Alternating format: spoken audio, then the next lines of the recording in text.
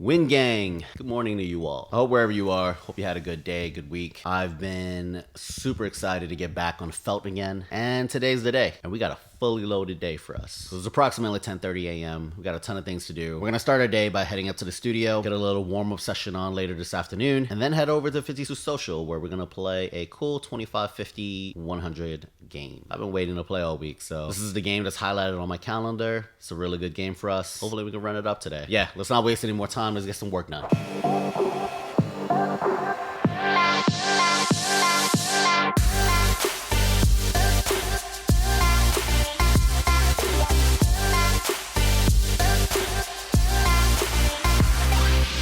Alright guys, so this is my upstairs studio. It's where I hope to spend a lot more time. It's where I review table footage and take down all of my notes for the vlog. And it's where I'm going to be editing and putting the final video package together. I dedicated a room in my house to do all of our YouTube work. So if I get lucky and this channel gains a little bit of traction, hopefully I can spend a lot more time in this room.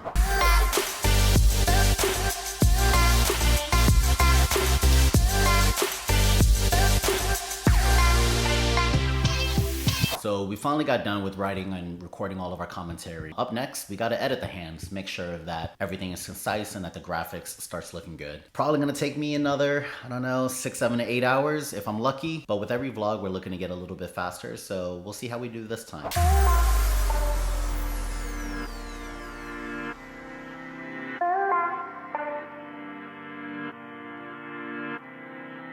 That's the first half of my day. We got a ton of work done, put out a couple of pieces of social media, answered a whole bunch of audience questions, which is great for engagement and to make sure that my click-through rate remains high. Now it's time for the better half of my day. As much as I love content, at the end of the day, I just love being in the arena. I like battling, I like playing with great players, and tonight I think there's gonna be a couple of special guests, one of whom is Kitty Kuo. Never played with her before. It'll be fun playing with another pro and just learning from her and seeing if there's any little bits and pieces we can pick up from her game. Yeah, I've been waiting for this game all weekend, really looking forward to it. Just gonna bring my A game. Mentally I feel ready, physically I feel good, so it's just a matter of going there and playing my best game and just really staying focused. Other than that, let's hope we get the best 100 hands and let's run it up if we can. Alright, let's go. Alright y'all, we are here. 52 social, high stakes, 25-50, most likely with the 1-100 on. Tons of action at this place. Heard it's gonna be a good lineup. We come ready. Hopefully put our A game on a felt and let's see how the cards run. Awesome. We got 10,000.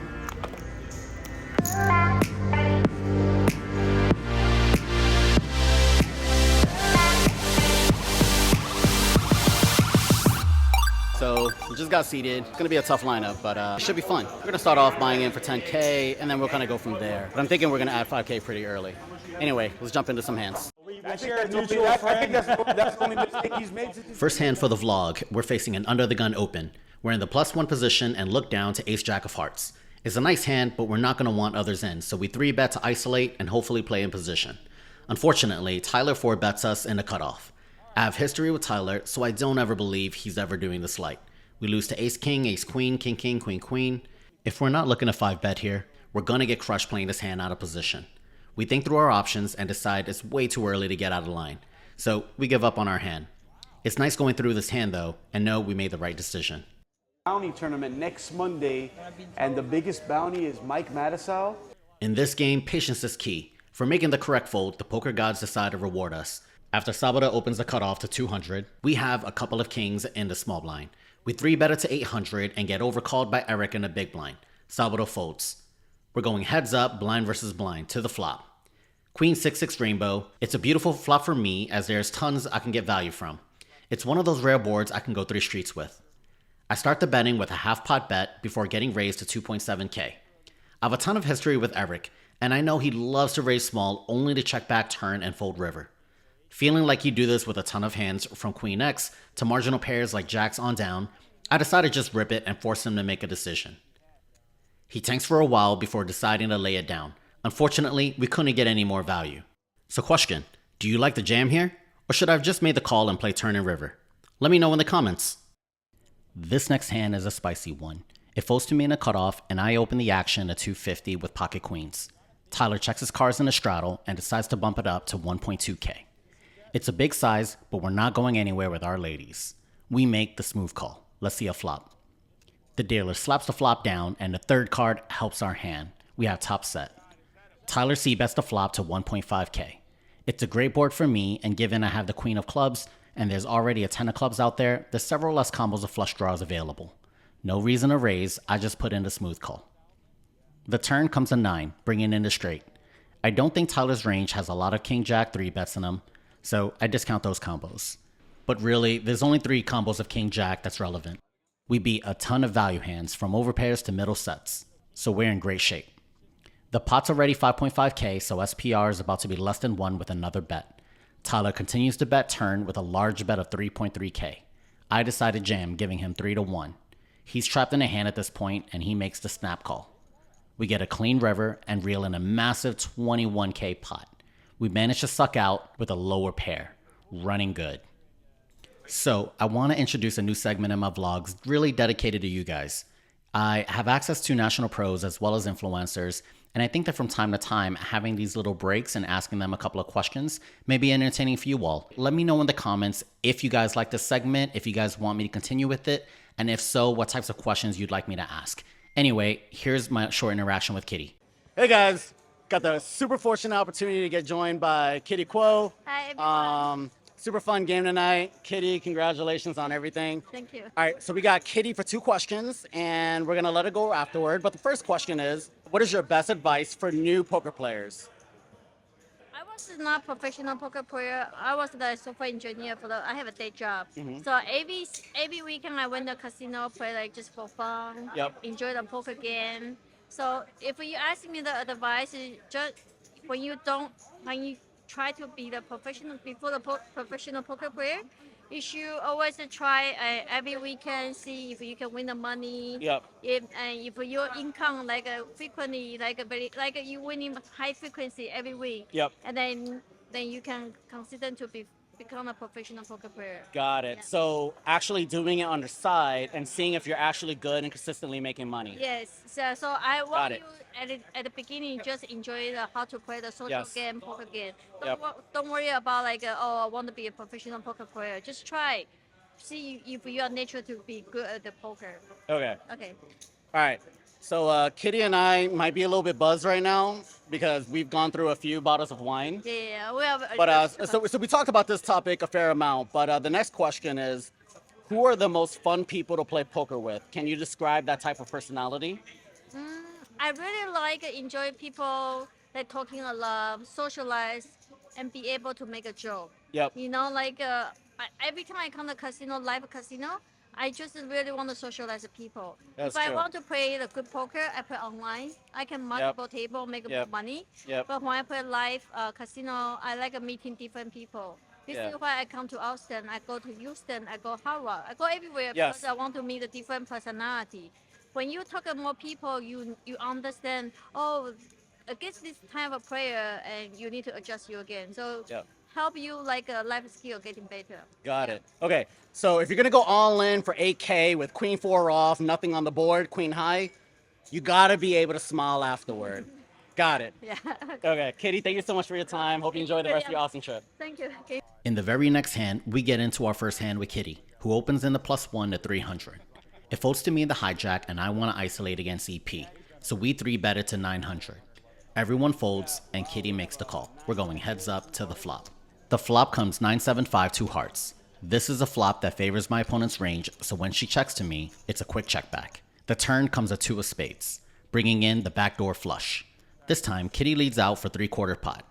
A bet of 1500. It's an easy call for me, but let's hope the river is a clean one. The river is a 5 of clubs. All things considered, I'm pretty happy with this river, and the plan is to call any bet as we beat all of her air and 1-pair draw combinations like 10-9, 9-8, 8-7, etc.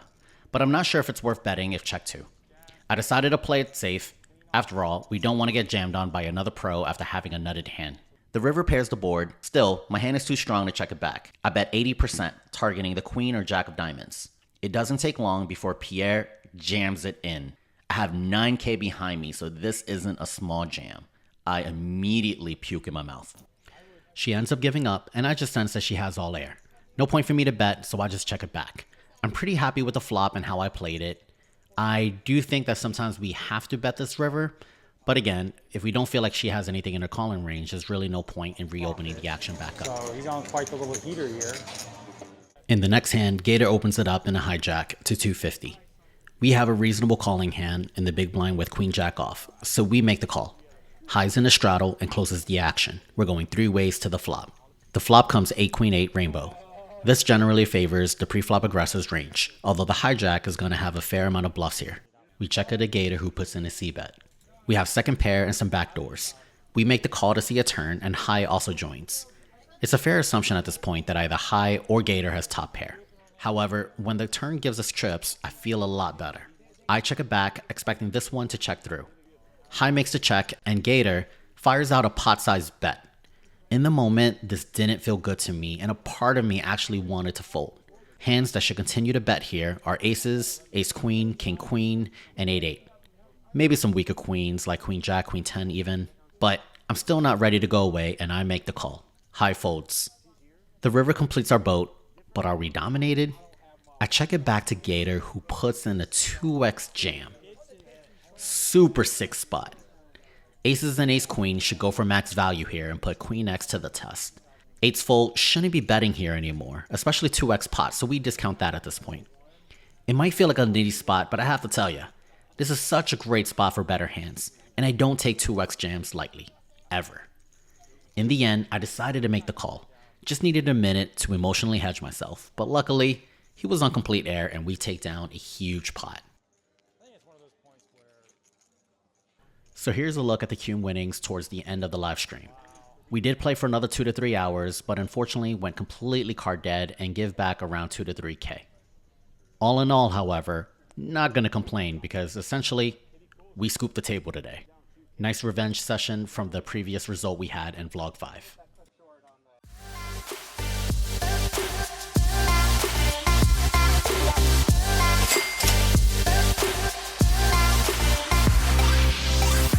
What's up, guys? End of the night. It is 3:40 a.m. Started our session around 5:30 or so. Can't do the math. Been drinking too much wine. I'm tired. Really tired. This is probably one of the longer sessions that I've played. One of the bigger battles that we've had, but we did well. So in total, we're in the game for 10K. We're out of the game for a little bit over 30K. Final thoughts. I think we made a few mistakes and I'll just have to go back in the tape. But with that being said, I felt like I was card dead for a lot of the night. The good news in poker is that if you have a big hand and you can get paid, sometimes it's just luck. To be honest with you, I'm not sure how much skill I deployed tonight. I did make a couple of big folds, but I just got really lucky. I got paid off of my big hands, especially after the stream. I just went completely card dead. I mean, the stream ended at 9:30, 6 hours later. And in those 6 hours, I think I had one big hand or 2 big hands. But with that being said, it's really fun. We got to chat with Kitty Kuo. Thank you so much for your help. It's been so fun putting these vlogs together, and I hope you guys really enjoyed it. All right, y'all. I'm out. Peace. Hi, babe. Hi. Good morning. Good morning. We did good last night. How good? 20. Wow. Yeah. So that means that you're only 5K down? That's right. I can deal with 5K. 25K is harder to come back from every time. Good job. We did good. So, does that mean we get to go to Sam's Club and Costco? Yeah. We're going to have to go to Walmart, but now we can do Sam's and Costco. Okay. All right.